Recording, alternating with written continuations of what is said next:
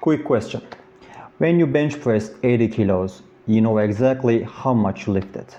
80 kilos. But when you do a pull-up with 20 kilos added, how much did you actually pull? No one really knows and no app tells you. Let me show you exactly what I mean. Let's say you weigh 75 kilos and you strap on a belt with 20 kilos. You jump on the bar, you pull yourself up. How much do you actually pull? You pulled 20 kilos plus your entire body weight. That's 95 kilograms. Now imagine two athletes. One does barbell rows with 80 kilograms. One does weighted pull-ups with 20 kilos added, but weighs 80 kilograms. So he is actually pulling 100. On paper, the barbell athletes look stronger, but that's completely backwards. This is even messier with push-ups. When you do a push-up, you don't actually push your entire body weight. Depending on your hand's position, it's roughly 60 to 80% of your body weight. So if you weigh 80 kilograms, that's roughly between 50 and 60.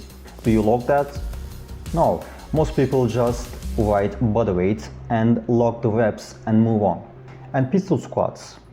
Do you push your entire body weight off the ground when you do them? No. But what percentage? You can't really know. What if you add some weight rest when you do a pistol squat? Things get complicated. And this is a problem.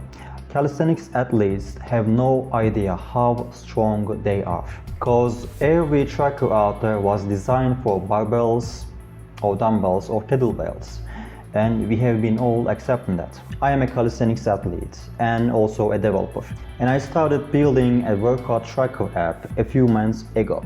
And one of the most important features that I've added was total weight system, which solves this complicated problem. Here is how it works. The app is in Play Store closed testing right now, which means you can download and try it once you enter your Gmail on the list. There's a link in the description for that. I have already logged in our body weight. Let's get started with a workout.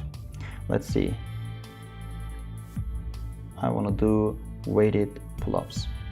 It already shows you your estimated body weight load, which is roughly 95% of your body weight. Let's log some external weight.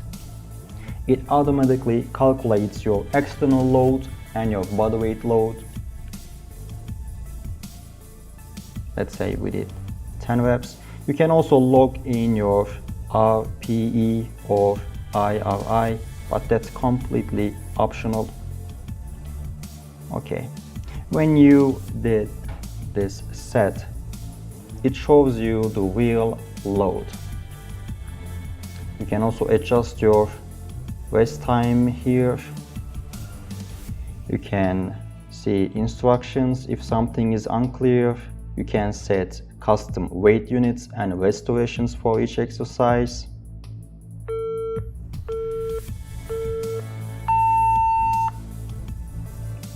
That was the rest timer notification, and based on your rep range, it appoints a focus for your set. But that's completely dismissible.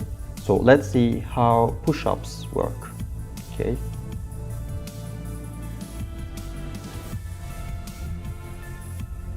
This is our external load. I'm going to delete this just to show you how that works. Now this is our external load. Let's say we did 10 reps again. When we approve the set, it calculates only the external load because that's the most realistic number. When you finish your workout, it shows your external weight and body weight reps separately, because there are some biomechanics involved and that may change greatly for each person.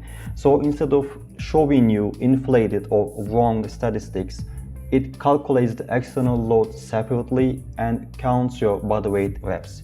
You don't type anything extra. You log your reps and it shows you the most realistic load behind those reps. This might seem like a little thing, but it's not. It is one of the most important things for calisthenics athletes, and nobody has done it properly until now. Here's why this changes things. Progressive overload. That's the core principle of getting stronger. You do more over time, more weight, more reps, and better form. But you cannot track this properly with wrong numbers. With this system, you can make real decisions based on real data. So this is the difference between guessing and actually knowing. I have been using this for myself for the last few weeks, and for the first time I actually know my numbers. That's what I wanted to build, not just another rep tracking app. Something that really respects how calisthenics works. And this is just the first piece of what's coming. I am also working on skill progression tracking. Movements like planche, front lever, handstand, where progress isn't just about weight, it's about which progression you are on. And hold timer integration for isometric movements like L-sits and front lever holds. If you want to follow along as I build this, please subscribe. I will be sharing updates as the new features go live. And right now I am looking for calisthenics athletes to test this out. If you want early access, just go down on the descriptions, click the link and join the wait list with your email. What is the hardest movement or exercise that you found it the hardest to track? I read every comment, and each and every one of them will shape how this thing will work in the future. Thanks for watching. I will see you in the next one. Take good care.